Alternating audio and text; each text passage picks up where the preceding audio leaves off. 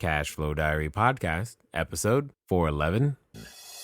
Welcome to yet another exciting episode of the Cash Flow Diary Podcast, the podcast that teaches you insider tips, tactics, and strategies for creating leverage streams of cash flow into your life. Learn from top-performing entrepreneurs, business owners, investors, and thought leaders from across the globe as they share their secrets to success. Like what you learn on this and other Cash Flow Diary podcast episodes? Go to learninvestingnow.com and sign up to receive powerful tips and information that will help you succeed as an entrepreneur and investor. Now, here's your host, investor, entrepreneur, business owner, educator, speaker, author, and master facilitator of Robert Kiyosaki's cash flow game, Jay Massey. All right, ladies and gentlemen, welcome to another episode of the Cash Flow Diary Podcast. I'm your host, Jay Massey, and I'm glad that you're here today because when it comes down to building your business, making it grow, getting it started, making these things happen, what tends to happen is that you want to make really excellent decisions. You got to learn how to do that. And I know for myself personally, one of the things that we often rely on is, well, just data. And there's a lot of data out there today, and you can get your data from so many different places, but making the wrong decision or interpreting the data incorrectly or relying on a faulty premise regarding your data or just how it's collected, there's so many things that comes to the idea of data that can still lead you down a wrong path. Because whether you realize it or not, we're still human. And there's a human factor inside of all of this that can make business really, really challenging. So I have with me today someone who's going to help us with exactly figuring out some of our toughest business problems, if you will, when it comes to data. But most importantly, he's written a book that I think you're going to want to read because have you ever wondered, how does Facebook make its decisions, or how does these algorithms work in order to help you and I, be at the top of search engines and figure out these things and why it's important? I think we're going to get some insight into understanding that because I have with me today none other than Christian Madsbjerg. He's the founder of Red Associates and the director of its New York office and author of a couple of books. One you may have heard of, The Moment of Clarity, Using Human Sciences to Solve Your Toughest Business Problems. And the new book is Sensemaking, which is definitely causing a disturbance because we're talking about the power of humanities in the age of the algorithm. Now, if you are ready to have your mind expanded, that's exactly what's going to happen. And inside that expanse is going to be answers that you've been looking for. So help me welcome Christian Madsbjerg. Christian, how you doing? I'm good. Thank you for inviting me. I'm glad that you're here. Thanks for making the time. Now, before we get started, I have to ask you a question that I tend to ask everybody the first time that they're here. Are you ready? Right. Okay. I tend to look at today's entrepreneurs a lot like yesterday's superheroes. So if you think about it, entrepreneurs and superheroes have a ton of things in common. Occasionally, we can envision ourselves using our knowledge, products, and services, saving customers, etc. And just like a superhero, an entrepreneur has a beginning. If you think about Spider-Man, for example, there was a time where he, Peter Parker, was just a student going around taking photos, etc.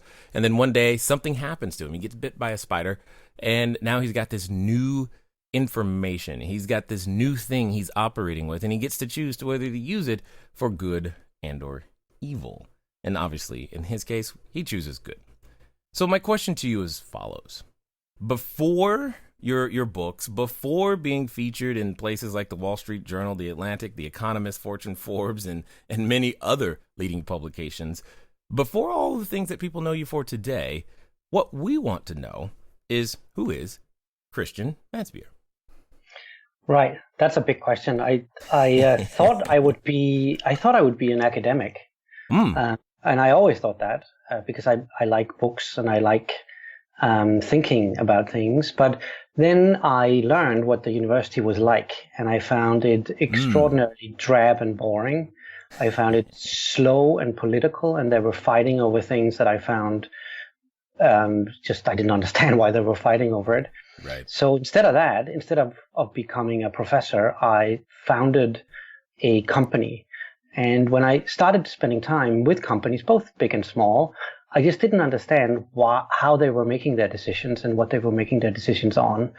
And it blew my mind that people could make that many mistakes when there were available information about markets and customers and so on. And that was really the beginning of the consultancy I founded when I was 22. And I'm on my fourth consultancy, basically the same consultancy, just different versions of it. Interesting. I like it. There's an iterative nature to your business for sure. But something you said that I think many of us can resonate with is understanding the slow and political nature of other things. But most importantly, you said you didn't understand how people were making their decisions or making so many mistakes. Can you expound upon that for a little minute? Right. I saw a couple of stats. I remember when I was in my early 20s. The first one was that out of all decisions made above $1 billion in corporations around the world, 10% of those are made on data. Whoa. Right. That means that 9 out of 10 decisions are taken just from the gut. And it better be a good gut then.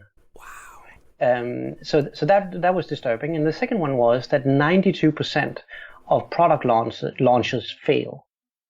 So that means that out of 100 new products, 92 of them die within a year. Wow. So that's a lot, right? And if you think about all the things that companies are making, and you look at it, you think, like, who did this? I mean, what was the process behind this? And it turned out that you could actually be helpful, or at least it turned out for me that I could be helpful in thinking straight about markets and consumers, and inform these decisions in a way. And we haven't risen it to, we haven't gotten to 100% on any of the two, but I think we certainly have improved some of the areas. So that was really the beginning, was just wondering why are they doing this? And I sort of felt maybe I could help. And quite quickly, I got to work for the big German company Adidas, and started making shoes and running equipment and soccer equipment and so on. And then Intel called, and then I started working with Lego, and and so on. So it wasn't really a strategy that much as a sort of a core idea about how to work and how to be organized about thinking about markets and customers. And I think that's not just happening in big corporations. Small corporations need that too. And I think in the entrepreneurs you're talking about, the Spider-Mans of the future are the ones that get that right. Yeah, but I'm sorry, I'm still stuck on 92% of product launches fail. That seems abnormally high. It almost makes me wonder, like, how does anything ever get in the store or make it to the market? Or, man, I mean, that's, talking to someone who, like, if someone's listening right now who's like thinking, ooh, I got a great idea, that one stat alone is enough to make them go, well, maybe my idea isn't so great. Right. But if you think about your car, I would guess that you would use maximum a third of the features in that car. Sure. And those features are very expensive to develop. And the way they're communicated to you is through that book in your glove compartment that nobody ever reads or even opens, right? That's true. You know where it is. So you have all this technology that is poorly communicated and that doesn't fit into your life really.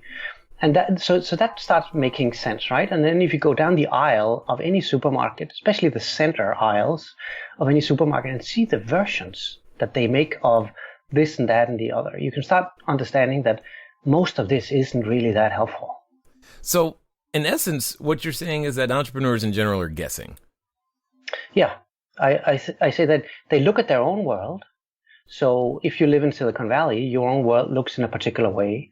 And then you think you can make something for people that live in a very different way. They might live in Western China or in Brazil or in the South in America. And their world is quite different. often. And the good news is that there's data on that. But quite often people just guess based on their own experience and their own world. And that can be disastrous, and can especially be disastrous if you're in a big corporation. So the CEOs and the boards I work with, I mean, the CEOs in the auto industry haven't bought a car for 30 years. They lead very different lives in corporate offices where people take care of the lunch and fill up the gas tank, and they're very different from the customers that actually buy the products. So the more abstract it becomes, the more distant we become from the customers that we should have a fundamental sensitivity to, or an ability to understand. And I think the ones that are good at that are some entrepreneurs. Some entrepreneurs just get what a group of people would really like or would really appreciate. And they are the ones that will be successful. And I think all great entrepreneurs and all great companies are founded on an insight. It's founded on an insight into a group of people and how to serve them in a meaningful way. Interesting. So let me ask this question then. When it comes to serving, like you said, a group of people in a meaningful way, that let's pretend I don't have that insight, but I think I want to serve this group of people with a product or a service or whatever I'm thinking of. Is there a scientific, data-driven way for me to get some of that insight to make sure that I do that? Yes, there are many methods, and they're all sort of developed from the social sciences. Okay. So that would be places like sociology and anthropology and so on. You realize that those were all classes we fell asleep in, right? I know. And, maybe then you should get somebody else to help you, because many of them need jobs. So, I think you can hire them. I like it. But sociology is basically understanding culture, and anthropology is understanding groups of people. And you can extract information from them in many ways. You can ask them things in surveys or in focus groups, and there's so much of that data out there already. Asking people is an industry, like the focus group industry and the survey industry is around $30 billion a year. Wow. So we ask people a lot about things, and you can also go and spend time with them, which is what anthropologists would do, and sort of look at their life and look at what it seems like they need. And I think the core of this is that very few people really have an ability to express or to talk about what they want and need, especially for the future, and especially if the product category is new. So if you have something really innovative on your mind, looking at people and listening to them is better than asking them. And that would be sort of the more anthropological side. And then, of course, there's a new sort of development in the past, I guess, 5 to 10 years, is that we can now track a lot of behavior digitally. So we can track people's phones, and we can make patterns in their Instagram feeds and in their Facebook feeds and so on, and sort of combine that with sales data. And that's a sort of a very technical thing where you need statisticians and computer science people and so on, and that becomes quickly quite expensive if you're not a Fortune 500 company. Yet that's where what that's called computational sociology, and is sort of a big trend that I'm excited about. Got it. So let's pretend for a moment that I want to play in this world, and I want it, obviously, if I've got a product, if I got a service, I want it to succeed. What's a smaller guy to do who might not have the budget for something like that? Is there some sort of, can we get close? What can we do to reasonably approximate get the same information without having to hire what it sounds like some very expensive, smart people? Right. And so our service is targeted at the top 300 companies in the world, or in America, maybe 50 to 100 companies. And that makes no sense for a startup. Yet there are many of the things we do that a startup could easily do as well. Okay. And I think should do. And one of them is buying a plane ticket to the place that is most different from your own world, yet is a place where you want to sell your things. So okay, hold on. What do you mean? Can you give me a more concrete example? Because one, right. I like the idea of going somewhere. That sounds great, but I'm trying to understand it a little bit better. So let's say, let's say you want to sell soft drinks to the Chinese, or to the people in Brazil. Going there is a good idea to see how soft drinks are consumed, with what they are consumed, how they buy them, how they choose between different ones, how it feels, how it relates to food, and so on. So basically, just spending time with some of the customers that you want to engage is a good start. And we do this also for humorous reasons too. I mean, we take out people from some of the biggest companies in America, and these are people that live, they have drivers and they have chief of staffs and all of those kinds of things. And we take them out and spend a couple of days with just a normal consumer. So if they are in healthcare, we take them to hospitals and to people's homes and so on.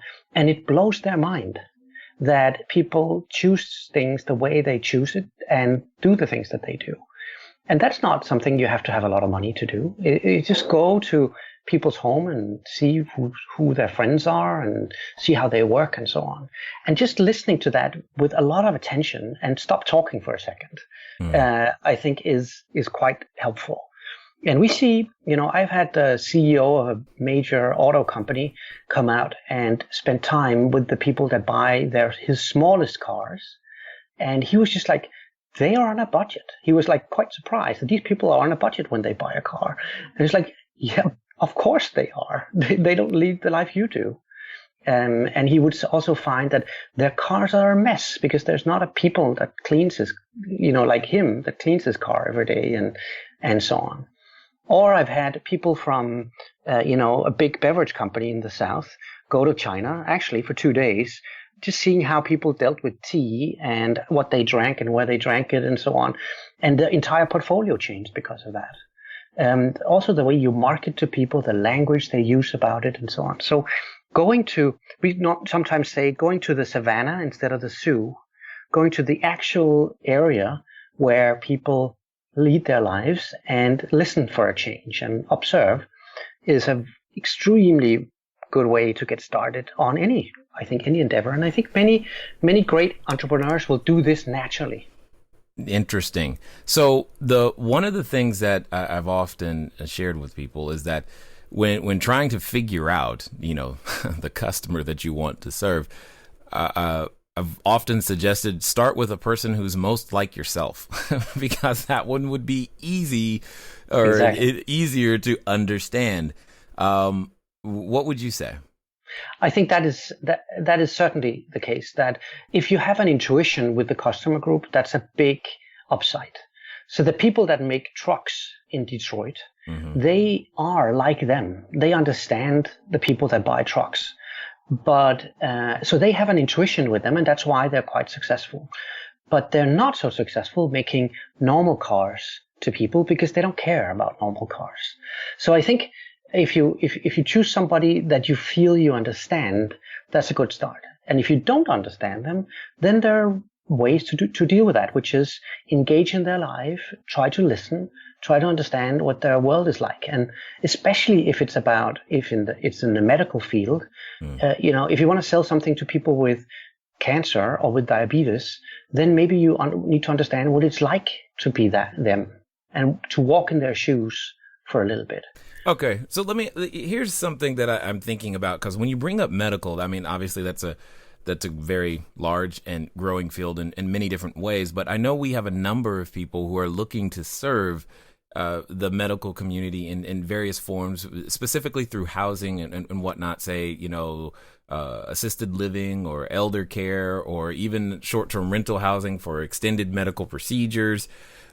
When considering housing, like how would this process change, what you're talking about, if what we're providing isn't necessarily a product or soda that we're shipping to them, but a place where we're expecting to house or for them to reside for a period of time. Hello there, entrepreneur. This is Jay Massey. I know that if you've ever gone over to the site, cashflowdiary.com, you may have asked yourself, where on earth do you get a domain name from? Especially as you are beginning to build your bigger, better, badder business you need a web presence. You need the email address. You need a way for people to contact you electronically so that you can stop doing the @gmail.com game. Well, the good folks over at GoDaddy have definitely supplied us with every domain that we have ever used. So what I want you to do is I want you to go over to trygodaddy.com/cashflow diary. Again, that's trygodaddy.com/cashflow diary, because it's a quick way for you to get set up to capture your domain name the exact way that you want it. They got easy search functions, and most importantly for you is that you'll be up and running today. As I said, once you get started, stay started. Don't let small little obstacles of how to get your own domain name going stop you. So again, go to trygodaddy.com/cashflow diary, and let's get back to the rest of the story. It's the same thing. You would have to go maybe a little longer there, but it's still about how do they get around, how do they relate to their kids, how do they cook. Those kinds of things are all aspects of how to make a housing service or sell housing to them, or technology or whatever you want to sell.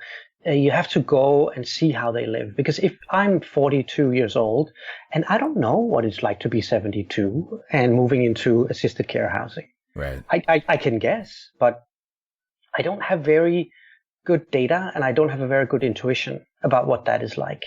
So instead of guessing and become one of those 92% of mistakes, I would rather go and spend a couple of days with these people or a week with these people and try to understand what it's like, and then develop hypotheses about what can we do to improve this. And then you can always test those hypotheses in other data sets. But it's the ability to try to understand them truly as people that's the core here. And you're saying you could, a week sounds incredibly short to be able to do what you're talking about to me. Right. We do multi-year monster projects, but if you are a startup and you have limited budget, right, a week is better than no week. Good point. So you got to start somewhere, and it'll blow people's mind if they go and spend some time with people that live a very different life than their own. How much you can learn just because you are a human. Just because you want to understand their life and truly want to listen to their stories and their, look at their practices, you can learn a lot in a week. So let me ask you this. Let's pretend that the entrepreneurs listening and those in the marketplace say, okay, I believe you, Christian. I'm going to do this because I don't want to be a part of that 92%. Do you have some sort of measurement or way to figure how to decrease that number so that more people or end up in a successful position?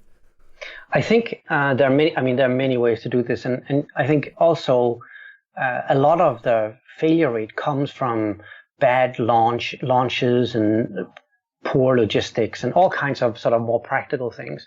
But I'd say that from a product conceptualization standpoint, or whether that is housing or technology or something you ship to people, I think there are two things that's important. The first one is insight, that you truly feel you understand who you're talking to and why you should be relevant to them. So why are you relevant? Right now, there's a lot of things out there, so why this now? And then I think the second thing is that you innovate on many different things at the same time. That is not just maybe the product, it's also the way you sell it, or the way they own it, or the way you service it, or the way it's delivered to them. That the innovation that is happening in a startup is not just on a better technology. That's great, but it's even better if that technology is wrapped in a new way, or sold in a way, or marketed in a way that's different. So I would think about this insight about these people. How do we change the entire value chain? How do we change? How do we look at every single aspect and not be conservative on any of those points? And see the places that we can reinvent, we will do it, and the places where we can't, we won't. But several things at the same time often is where the really successful products happen. Got it. It's not just the fact it's the same idea, but you're saying it's a repackaging of the same idea, maybe even taking that same idea but describing it differently in a way that's more relatable to the person that you're actually trying to target, even though fundamentally it could be, like you said, housing. Exactly. The same product can seem very, very different if you change a few other things, like the way you package it, the way you sell it, the way you own it, and so on. So all innovation is not necessarily technology. It can be marketing. It can be many other things. And I think being open to that and take the insight that you have and the way you understand the customer group and drive it into all those aspects rather than just into technology, which is the obvious one for most startups. Yeah. Okay. Got it. All right. So let's talk about this book, Sensemaking. The subtitles, The Power of the Humanities in the Age of the Algorithm. Help me understand, how did you evolve to seeing the need to actually publish and write this book? Right. So in the corporations I work in and in the sort of my daily life, I spend time primarily with the Fortune 50 companies of the world. And they are so distant from human life that you can't even imagine it. They fly corporate jets, all that. Right. And I think that and then they rely on data that is rather thin. So it's often like 73% thinks this or 24% of the customer group thinks that, which means that these people that they're talking to become abstractions. They become sort of abstract groups and numbers. And I think that's too far away from the customer group to really come up with something interesting and helpful, and to make judgment calls on what's good and what's bad in terms of the pipeline of products or the marketing of them or whatever it is. So I'm concerned that we lose our innate ability to understand each other if we have so much data that is thin. I call it thin data. So data that's abstractions between us and the world. And I basically say that the most successful people in America right now all have a background in understanding culture. So if you look across the board of the big CEOs in the banks and so on, they studied history and French and all kinds of things, and they use that to understand the data. And I think that's crucial, because if you don't have that aspect of being interested in people, truly and honestly interested in culture and people, then you will have a hard time selling things, particularly to countries that are different than your own.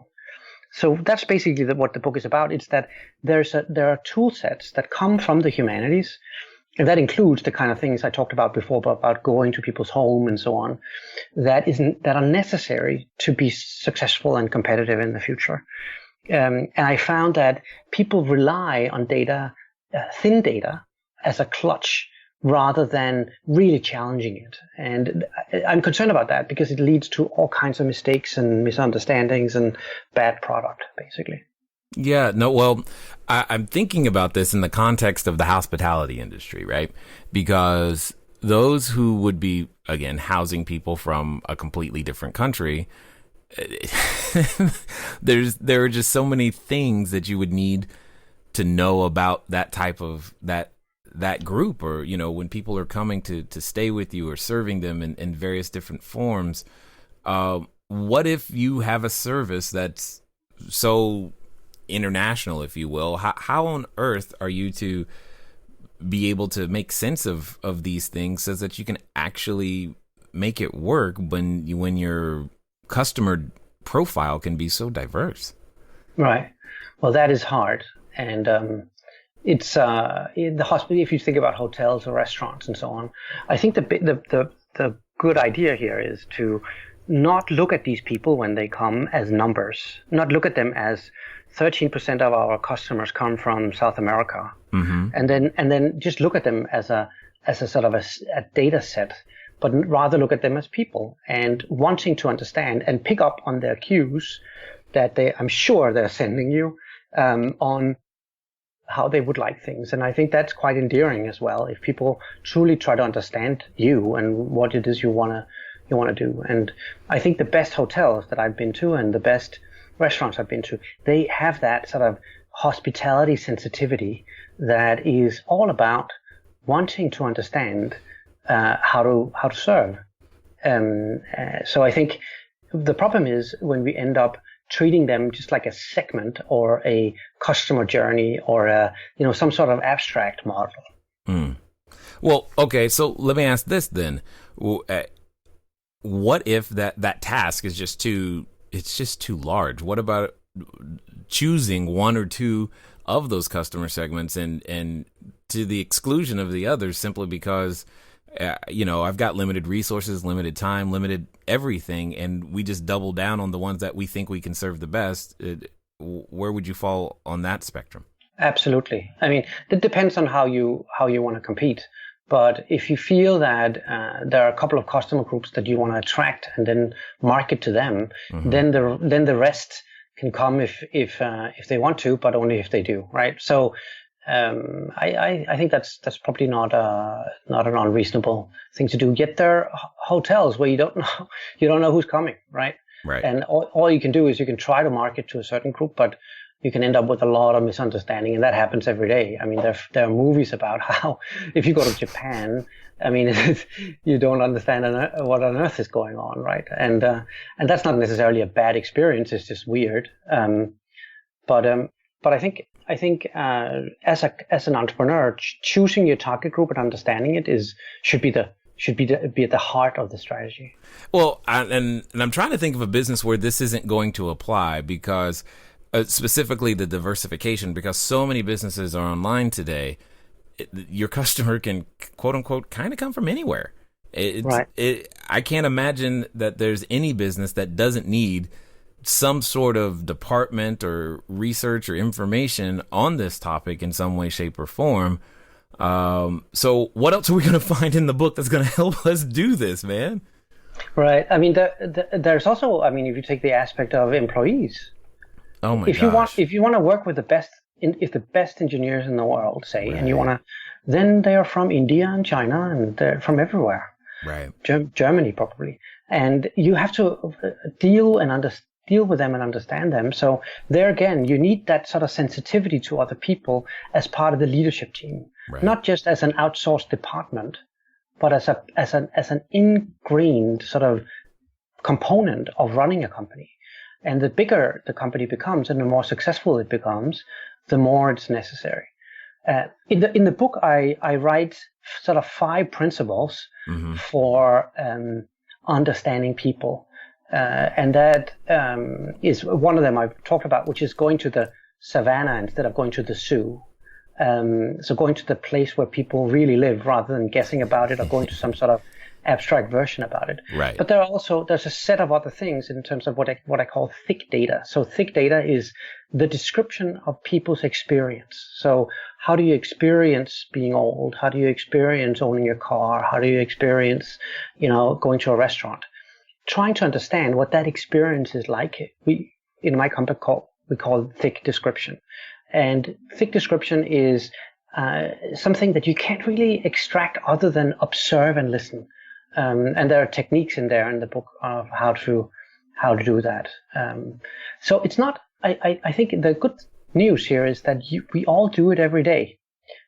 We all try to understand other people. We all try to live with our spouses or kids or their friends and our colleagues.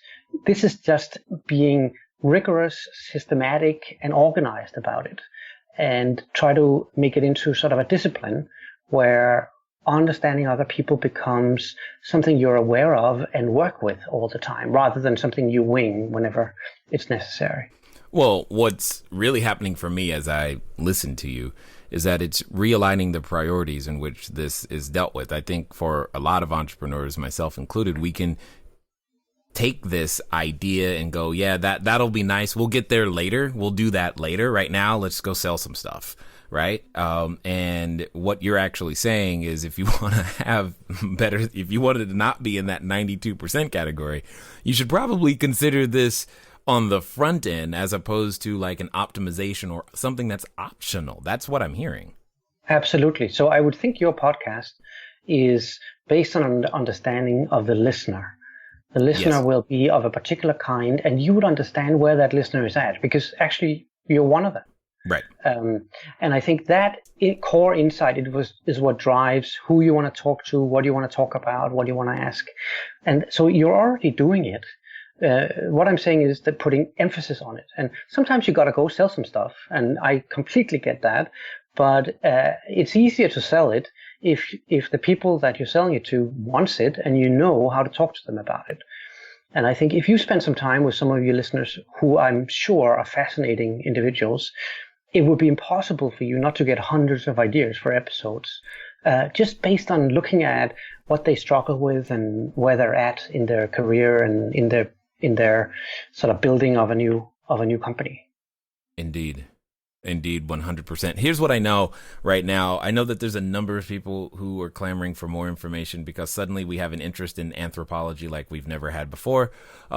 And we want to know how to use it and leverage it to help us, build our bigger, better, badder business.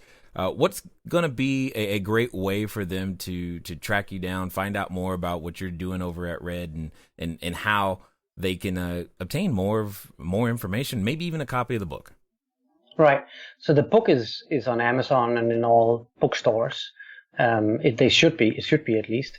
And my company, Red Associates, has a website that's redassociates.com, where we have a ton of videos and sort of little films and articles about this way of working, that I hope they're meant to be helpful for anyone, where we show how we look at health and financial areas and how we make phones and TVs and so on, and how we've sort of been working with these techniques, and how the best companies in the world are working with these techniques to create the future, really. So those are ready. Those can be sort of found on the website, redassociates.com. Awesome. So as we wind down here, I have a final question for you because I'm curious to hear what your answer is going to be. Let's pretend for a moment that someone listening they're at the beginning of their journey. They think they want to jump into this pool. But they obviously don't want to be in that 92%. They want to get better results. But, maybe they're even standing in front of what I would call the superhero outfit store. They're going to try this entrepreneurship thing and they're going to put on their cape and tights and go make that happen. However, as often happens when we make these types of decisions, they have a companion with them, and that companion comes in the form of a voice, and it's in the back of their head, reminds them what they can't do, how it won't work, who they're not, all this other stuff that tends to go on. And for some people, they're even related to that voice. So my question to you is as follows. Let's pretend that this person is actually going to follow through, Christian. They're going to do what you suggest, and they're going to do so in the next 24 to 48 hours. What would you suggest that they do?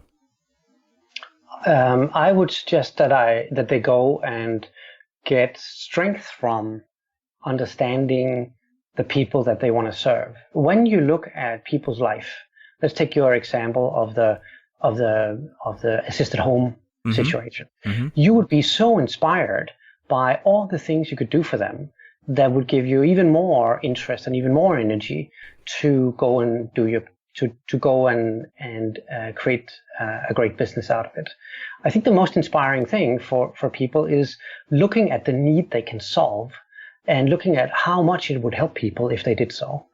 So I think that it's only inspiring to go and meet the customers that you serve, and it would probably shut down that voice that you're talking about, because at that point you can be helpful, and that's the start of any great business.